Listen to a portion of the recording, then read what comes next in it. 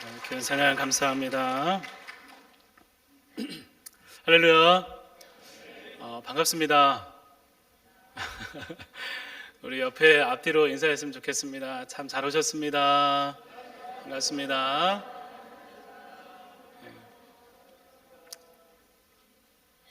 연휴 이게 시작되었는데 마음이 좋으시죠? 행복한 시간을 되었으면 좋겠습니다. 여러분 성경에 이렇게 쉐마 이스라엘이라는 말씀이 있는데 들어본 적이 있으십니까? 신명기 6장 4절부터 9절까지 유대인들이 가장 중요하게 여기는 말씀인데 그 시작이 바로 쉐마 이스라엘 이렇게 시작이 됩니다. 유대인들이 우리나라처럼 교육에 굉장히 관심이 있고 또 자녀를 교육하는데 열정이 있는데 유대인들이 이런 자녀를 교육하는 방법을 쉐마 교육법이라고 얘기를 합니다. 그래서 유대인들이 세상에 성공하고 영향력을 끼치고 민족성을 유지하는 그 원인이 어디에 있을까? 바로 그 원인을 쉐마 교육에서 찾는 경우가 많습니다. 쉐마라는 말은 여러분 들으라라는 뜻입니다. 들으라, 순종해라. 이스라엘 백성들 가운데 쉐마 이스라엘 너희가 이 말씀을 들어야 돼 라고 하면서 들려주는 말씀이에요. 쉐마 이스라엘 하시면서 우리의 하나님 여호와는 오직 유일한 여호와시니 내 마음과 내 마음을 다하고 뜻을 다하고 힘을 다하여 주 너희 하나님 여호와를 사랑하라. 그리고 이것을 내 마음에 새겨라. 어디에 있든지 일어서나 앉거나 누웠을 때나 언제든지 말씀을 가르치고 손에 메고 이마에 붙이고 문설주와 또 문 밖에 붙이고 그것을 강론하라 가르쳐라 이렇게 말씀하고 있습니다. 여러분 하나님 말씀을 듣는 것, 하나님의 음성을 듣는 것 이것은 우리 신앙에서 가장 중요한 부분입니다. 성경에서 이스라엘의 역사, 믿음의 역사는 하나님과 관계는 들음의 역사입니다. 하나님께서 아브라함을 부르십니다. 아브라함아 아브라함아. 모세를 부르십니다. 모세야 모세야. 선지자를 통해서 이스라엘 백성들을 부르십니다. 그 말씀을 들을 때 반응하고 순종하고 엎드리면서 하나님의 계획이 그들 가운데 펼쳐지게 됩니다. 로마서 10장 말씀에도 구원받는 믿음에 대해서 선포된 복음의 말씀을 듣는 믿음에서 들음에서 믿음이 생겨난다 이렇게 말씀하고 있습니다. 하나님은 말씀하시는 하나님이시고 말씀은 세상에서 그 택한 사람들을 구별하는 유일한 기준점이 되는 것입니다. 우리 가운데 하나님 말씀이 있고 그 말씀대로 사라지는 것, 여러분 이것이 우리의 정체성입니다. 하나님께서 말씀하실 때 하나님의 부르심이 그 안에 있을 때 이스라엘은 하나님의 살아계심을 보여주는 민족이라는 정체성을 가지게 됩니다.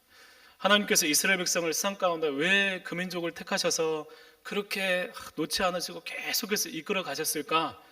그 민족을 통해서 하나님의 영광을 나타내고 또 그 민족을 통해서 하나님을 알지 못하는 민족들 가운데 하나님을 드러내기 위해서였습니다. 여러분 예수님께서 이 땅에 제자들을 남기시고 교회를 남겨두셨습니다. 이 교회가 계속 지속되어서 우리도 지금 교회로 이렇게 모이고 있는데 여러분 교회가 세상에서 해야 되고 세상을 위해서 할 수 있는 가장 고귀하고 값진 사명이 있다면 그게 뭘까요? 우리 교회가 많이 있는데 이 세상을 위해서 교회가 가장 중요하게 생각해야 펼쳐야 될 사명이 있다면 그게 뭐라고 생각하십니까? 말씀 안 하시죠? 마음속에 얘기하셨겠죠. 뭘까요? 지역을 섬기고 이웃을 사랑하고 또 칭찬받고 세상을 선도하고 또 좋은 일을 하고 선행을 베풀면서 구제하는 것들 정말 중요합니다. 교회에 중요한 일도 참 많이 있어요. 그런데 여러분 교회가 이 땅에서 할 수 있는 가장 중요한 일은 교회가 진짜 교회가 되는 거예요. 이 교회가 진짜 교회가 되어서 이 땅에 그대로 교회답게 서 있는 것입니다.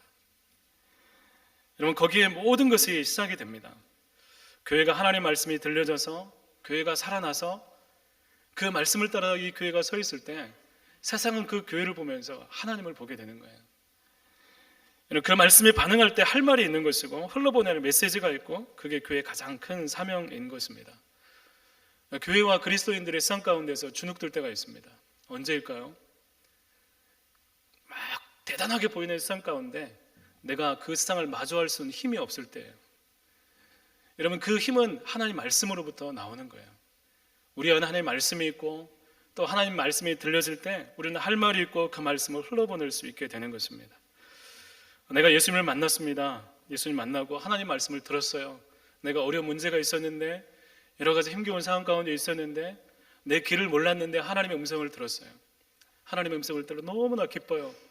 여러분, 그 사람이 옆에 있는 사람들에게 가서 할 수 있는 이야기가 무엇일까요? 내가 하나님 만났다고. 듣기 싫어도 하나님 이렇게 역사하셨다고 이렇게 얘기하지 않겠습니까?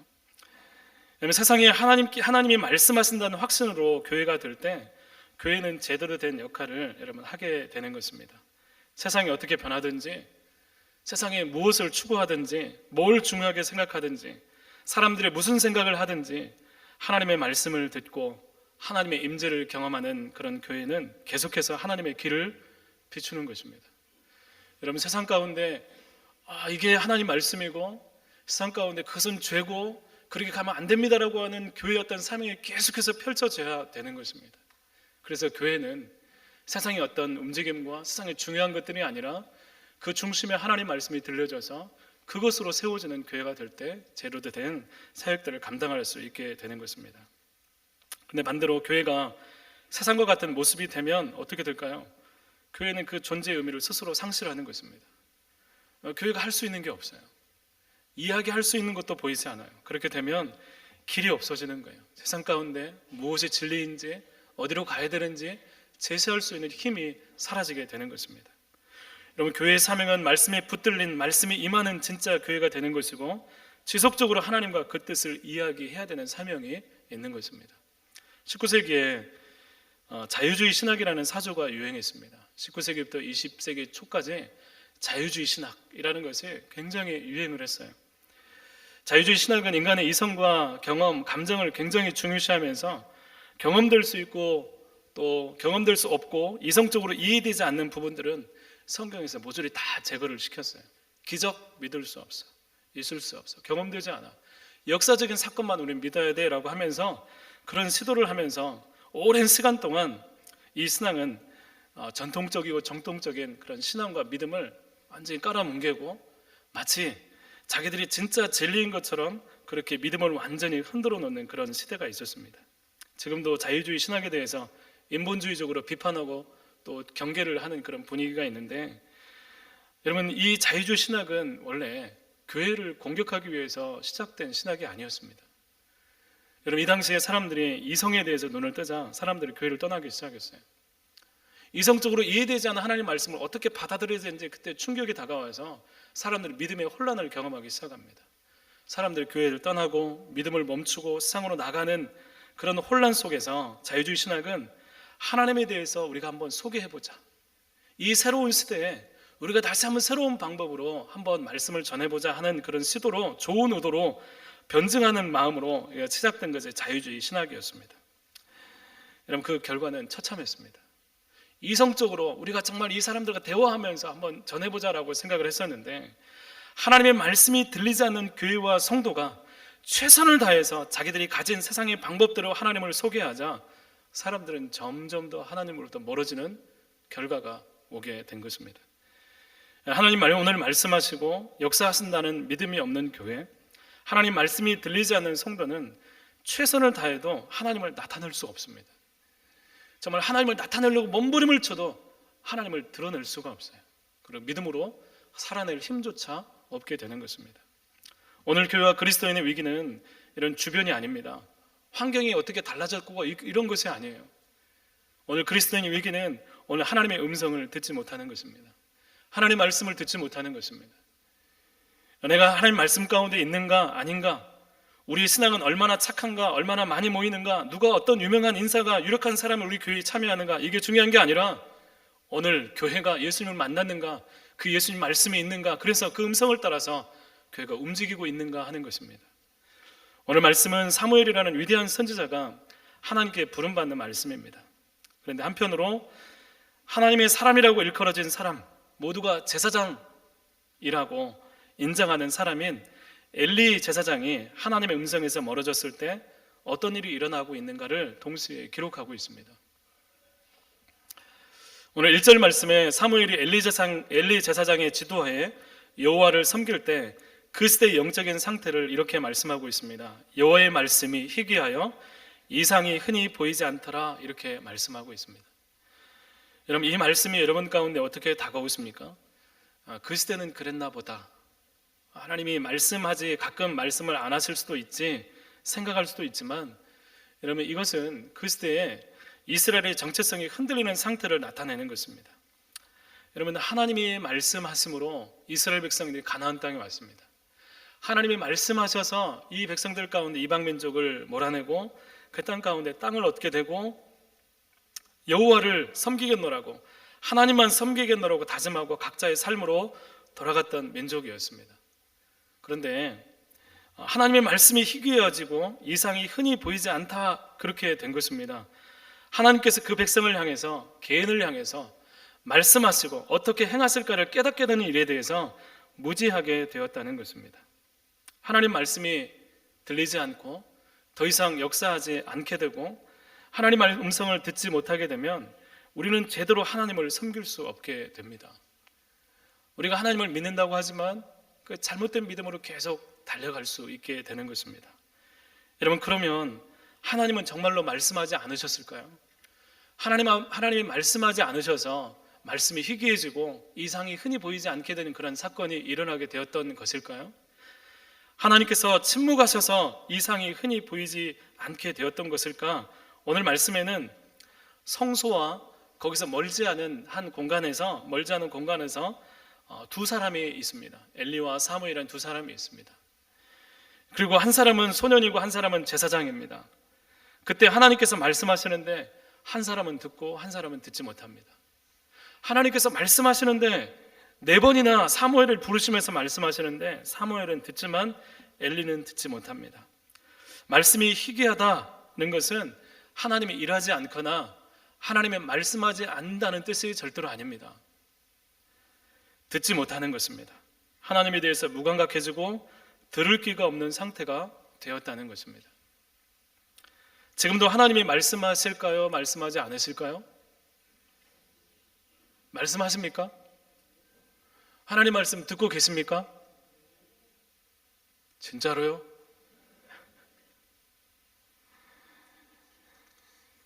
여러분, 오늘도 하나님 말씀하십니다. 이 사실을 믿고 하나님을 찾고 그 음성을 듣기 위해서 우리는 이 자리에 나왔습니다. 예배의 성공은 참석이 아니라 주님의 음성을 듣는 것입니다. 지금도 그 말씀을 따라서 결단하고 결정하고 세상과 부딪히며 살아가는 그리스도인들이 존재합니다. 같은 공간에서 하나님 말씀을 듣는 사람이 있고 듣지 못하는 사람이 있습니다. 그래서 주님의 뜻을 품고 삶을 개혁하는 사람이 있고 전혀 변화가 없는 사람이 있습니다. 같은 교회이지만 하나님의 음성을 따라서 하나님께 이끌림을 받고 하나님께 쓰임받는 인도되는 교회가 있는가 하면 그렇게 쓰임받지 못하는 교회가 있습니다. 하나님께서 말씀하시는 것을 듣는 교회와 성도는 지금도 세상을 두드리고 도전하고 변화를 시키면서 어떻게 하면 주님께서 어떻게 일하시게 할까, 그것을 고민하면서 살아가게 되는 것입니다. 교회의 경계를 넘어서 세상 속에 하나님이 필요하고 복음이 필요하다는 것을 강력하게 믿으면서 세상으로 예수님을 흘러보내게 됩니다. 얼마 전에 허락을 안 받았지만 얼마 전에 어떤 청년을 만났어요. 그 청년 보면서 마음 가운데 두 가지 마음이 있었어요. 이 청년이 하나님께서 말씀하시면서 말씀하신다라고 얘기하면서 자기의 말씀하시는 것을 그렇게 행하는 그런 삶을 살아가고 있었어요. 그거 보면서 마음 가운데 와, 너 진짜 대단하다 하는 마음들과 마음 가운데 야, 정말 이렇게 사라지는 그런 모습들이 되었으면 좋겠는데 하는 그런 안타까운 마음들도 있었습니다. 여러분, 지금도 그 음성을 들어서 듣는 사람은 하나님 말씀을 따라서 살아가게 돼요. 여러분, 하나님의 음성을 들으면 가만히 음성 듣고 나서 좋아요 하나님 이렇게 하는 게 아니라 그 말씀에 우리의 삶을 향해서 어떻게 행할 것인지에 대한 이런 길이 보여지게 되는 것입니다. 하나님 말씀하실 때 나만을 위한 이기적인 신앙은 존재할 수가 없는 거예요. 여러분, 세상의 정치와 경제와 요즘 마약이 막 시끄럽다고 하는데 마약, 죄악들, 여러분, 이 세상에 이 넘치는 이 모든 모습들과 교회와 무슨 상관이 있습니까? 여러분, 교회는 내 믿음만 잘 지키면 되는 거 아니에요? 라고 생각할 수도 있어요. 그런데 하나님 말씀이 임하고 주님의 음성을 들으면 우리는 이 안에서만 우리끼리만 잘 믿읍시다 하는 마음이 절대로 불가능하게 됩니다.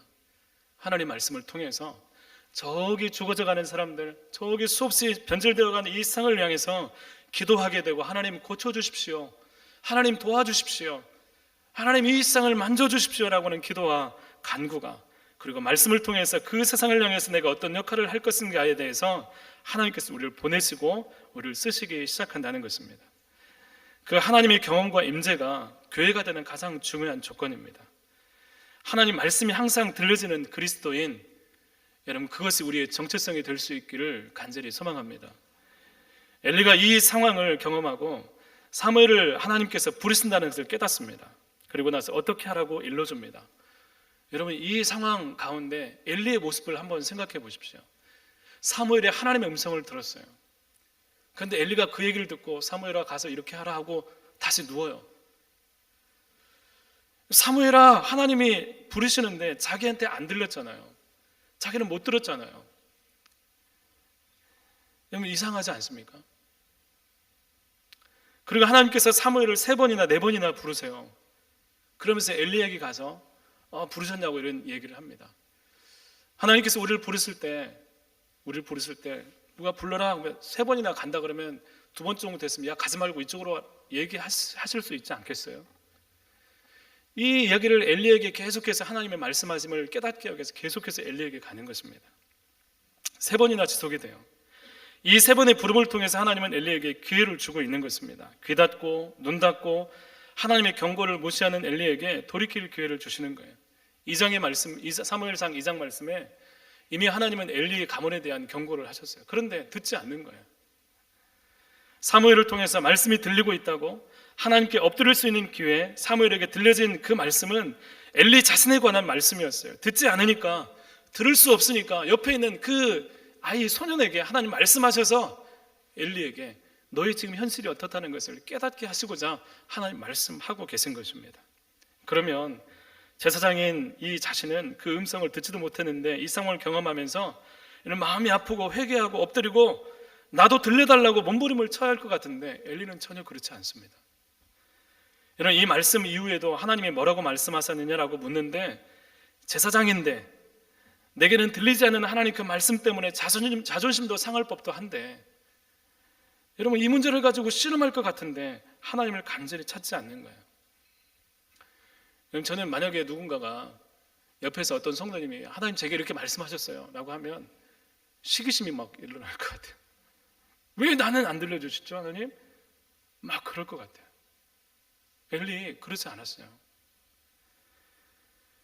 성전에서 가장 가까이서 하나님을 섬기는 제사장이 말씀이 들리는 현장에서 아무 소리를 듣지 못합니다. 그걸 알았을 때 절망하고 아파하고 슬퍼하고 막 하나님 매달려야 되는데 그렇지 않아요. 여러분, 이게 엘리만 그럴까요? 여러분, 하나님의 음성이 들리지 않아서, 하나님의 뜻을 몰라서 여러분 정말 마음 가운데 슬퍼하고 계십니까?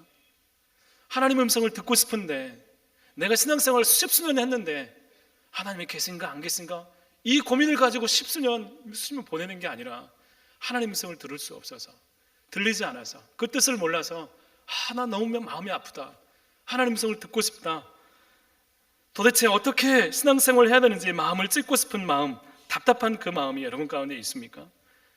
주식이 떨어지고 집값이 떨어지고 경제적인 손실이 오면 마음이 아프죠. 그런데 영적인 손실은요, 하나님께 멀어져서 하나님 말씀을 들을 수 없는 상태가 된 거에 대해서는 마음이 아프지 않아요. 아무런 감정도 아픔도 못 느끼는 무기력한 그리스도인, 그 교회를 향해서 하나님께서 오늘도 지금도 말씀하고 계십니다. 그런데 어두워져 있는 거예요. 오늘 말씀에 엘리의 눈이 어두워져서 볼 수 없다고 말씀하고 있습니다. 나이 탓도 있겠지만 그 영적인 눈이 어두워져서 하나님에 대해서 감각이 둔해진 상태를 말하는 것입니다. 분명 이러면 안 되는데, 이렇게 계속 가면 안 되는데 알고는 있는데 그 상태를 벗어나지 못하는 것입니다. 왜냐하면 말씀이 희귀해서 이상이 흔히 보이지 않는 그런 세상에 딱 맞는 마음, 딱 맞는 신앙, 딱 맞는 삶의 세계가 이미 구축이 되어서 하나님이 없어도 되는 삶이 우리에게 자연스럽게 일어나는 거예요. 하나님이 없어도 그렇게 사라져요. 음성을 듣지 않아도 어떻게 사라져요. 하나님을 사랑하는 마음이 없는데도 예배가 돼요. 그러면 이거 이상한 거예요. 여러분, 예배로 나온 사랑하는 성도 여러분, 하나님을 사랑함으로 예배할 수 있기를 바랍니다. 여러분, 말씀하시는 영적인 세계에 대한 기대와 필요성을 간절히 느껴야 되는데 그게 없으니까 간절함이 없는 거예요. 하나님 말씀이 우리의 심령에 들려져서 그 말씀이 내 마음을 흔들고 내가 살아온 삶을 다시 보게 하고 내가 예수 그리스도의 십자가의 은혜가 아니면 도저히 살 수 없는 연약한 죄인임을 깊이 깨달으면서 구원하신 하나님을 진심으로 사랑하게 될 때 그렇게 하나님을 만난 사람, 그 사람은 하나님의 말씀이 없고 마음 가운데 하나님이 느껴지지 않으면 하나님에 대해서 참을 수 없는 갈급함으로 예배에 나오게 되는 거예요. 하나님, 제가 말씀이 없어서, 하나님이 없어서 내 마음이 너무나 힘들어요. 내가 이 시간 예배로 하나님, 주님의 말씀을 듣기 위해 나왔습니다. 만나 주옵소서. 그런데 그 갈급함으로 나와야 되는데 이게 없는 거예요. 예배하는데 하나님을 사랑하지 않고도 예배한다면 그 예배는 진짜 예배일까요? 여러분, 이 시간 예배하면서 하나님의 말씀이 내게 들리든지 아니면 내 옆에 사무엘처럼 음성을 듣는 자를 통해서 하나님, 제게 하나님의 음성을 들려주십시오, 내가 깨어지게 해주십시오 라고 하는 은혜를 사모하는 우리 모두가 되기를 바랍니다. 성소에 가장 가까운 곳에서, 하나님의 임재가 가장 가까운 장소에서 하나님을 섬기지만 하나님으로부터 가장 멀리 있는 사람이 엘리였고, 엘리는 이 사실에 대해서 민감하지 못했습니다. 깨닫지 못했습니다. 예배의 자리에 우리가 항상 참여하지만 우리 역시 하나님으로부터 가장 멀리 있는 사람이 될 수도 있습니다. 이것이 우리의 현실이고 우리 신앙의 실체입니다. 세상의 온통 주변이 그런 세상입니다. 과연 하나님의 음성을 듣는 것이 가능할까? 과연 그런 일이 있을까? 그렇게까지 신앙생활을 해야 되나? 신앙의 겉모양에서 머뭇거리면서 내가 원하는 일에 성패에 하나님을 믿을 것인가 안 믿을 것인가 고민하는 가벼운 그런 신앙이 되는 것입니다. 하나님의 음성을 듣는 것, 하나님 말씀으로 살아간다는 것은 그만큼 하나님께 나와서 하나님께 관심을 두고 하나님 앞에서 시간을 보낸다는 것입니다. 진지하게 내 삶 가운데 하나님의 뜻을 물으면서 하나님의 도우심을 구하는 그런 삶을 이야기하는 것입니다. 여러분, 하나님께 초점을 맞추고 말씀을 기대하면서 지속적으로 주님을 바라봐야 되는 거예요. 아무도 보는 이 없을 때, 아무도 쳐다보지 않아도 깊은 밤 혼자 나가서 내가 있는 자리에서 엎드리면서 하나님께 기도하며, 하나님, 주님의 음성 듣기 원합니다. 그때 하나님은 그렇게 찾는 자들에게 만나주시고 말씀하십니다. 이게 가장 중요합니다. 여러분, 그때 들려지는 말씀이 우리 영혼을 세상 속에서 거룩하게 하나님의 자녀답게 살게 하는 능력이 되는 것입니다. 제발 그 말씀으로 세상을 살리는 교회가, 성도가 될 수 있기를 간절히 소망합니다. 하나님 말씀을 듣는다는 것은 하나님이 나에게 말씀하실 때 나는 듣는 자라는 것입니다. 여러분, 하나님은 말씀하시고 나는 들으면서 나와 하나님과의 관계가 어떤 것인지 깊이 깨달아지는 것입니다. 영적인 질서가 하나님을 듣는 데서 시작이 되는 거예요. 엘리 제사장과 그 시대의 사람들, 사사시대의 사람들이 어디에서 실패했는가 하면 바로 하나님은 말씀하시고 나는 듣습니다, 이런 질서의 실패였습니다. 내가 왕이 되는 것이 아니라 나는 듣는 자입니다.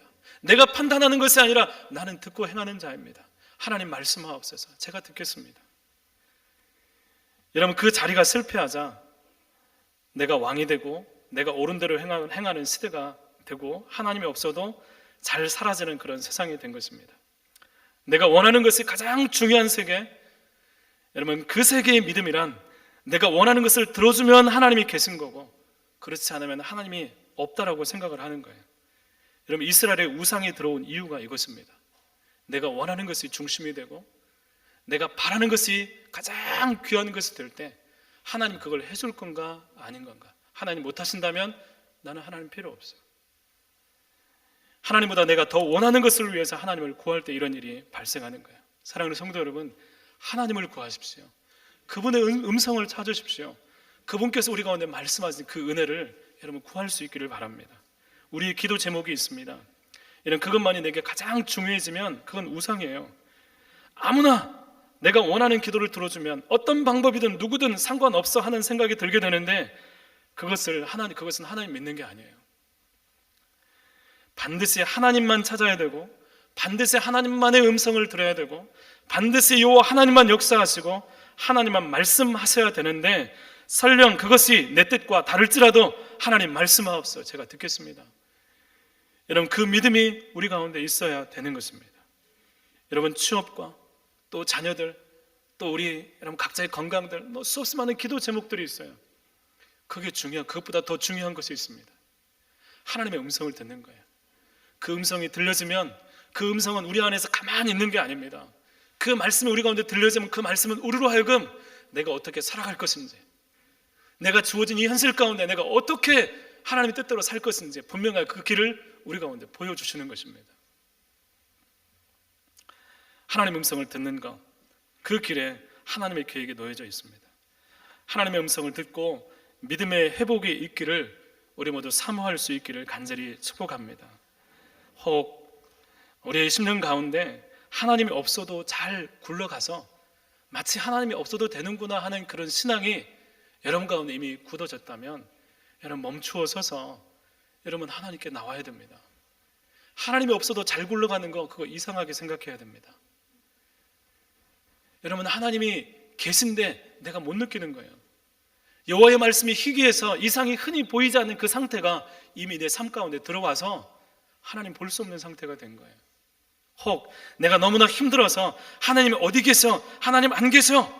라고 하는 절망 가운데 있다 할지라도 여러분 그 자리 가운데서도 다시 한번 하나님이 계시다는 믿음을 가지고 하나님의 음성을 제게 들려달라고 간구하고 기도할 수 있기를 바랍니다. 엘리에게 하나님 말씀이 들리지 않는 사건은 결국 임박한 가문의 심판을 깨닫지 못하고 비극적인 종말을 맞이하게 됩니다. 반면 하나님께서 말씀하실 때 그 음성을 들은 사무엘은 백성들에게 하나님께서 세우신 선지자로 알려지게 되었고 민족의 영적인 부흥을 여는 사람이 되었습니다. 오늘 21절 말씀에 사무엘이 그렇게 된 이유에 대해서 여호와께서 말씀으로 사무엘에게 자기를 나타내셨다 기록하고 있습니다. 하나님의 말씀이 희귀했는데 사무엘에게 말씀이 들리고 하나님이 함께 하신다는 확신과 함께 이스라엘은 우상을 버리고 여호와만 섬기고 영적인 회복의 길로 들어서게 됩니다. 그러면 이스라엘에 하나님이 계신 것이 이방 지역에 알려지게 되는 놀라운 은혜가 말씀을 듣는 데서 시작이 되었습니다. 설 연휴 이제 시작이 됩니다.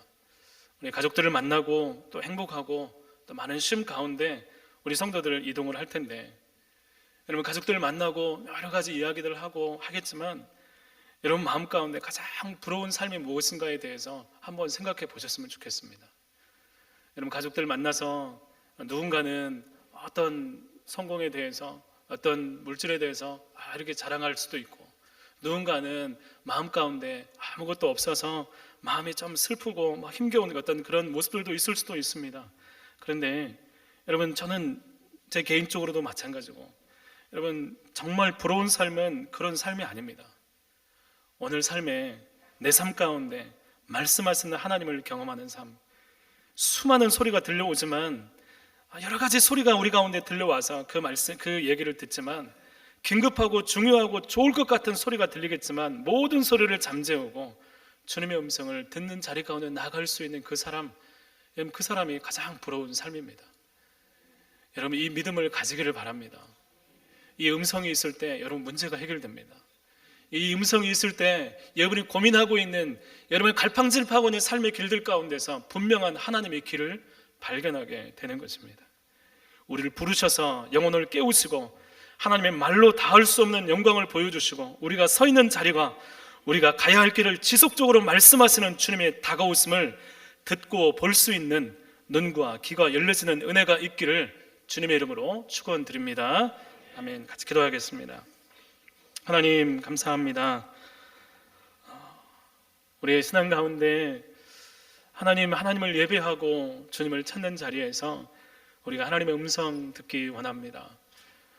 수없이 많은 선택과 결정의 순간들이 우리 삶 가운데서 진행이 되고 정말 순식간에 많은 일들이 빠르게 지나가는 우리의 삶이 있습니다. 그 시간 하나님, 우리가 하나님을 의뢰하고 주님을 구할 때마다 주님 말씀하시고 여러 가지 통로를 통해서 하나님 깨닫게 하시는 하나님의 은혜로 말미암아 우리가 생명에서 멀어지는 것이 아니라 점점 더 하나님과 가까워지고 주님의 음성을 따라서 우리의 삶 가운데 길이 보여지고 문제가 해결되고 하나님을 통해서 주님을 만나는 귀한 은혜가 있게 하여 주옵소서. 예수님 이름으로 기도드립니다. 아멘.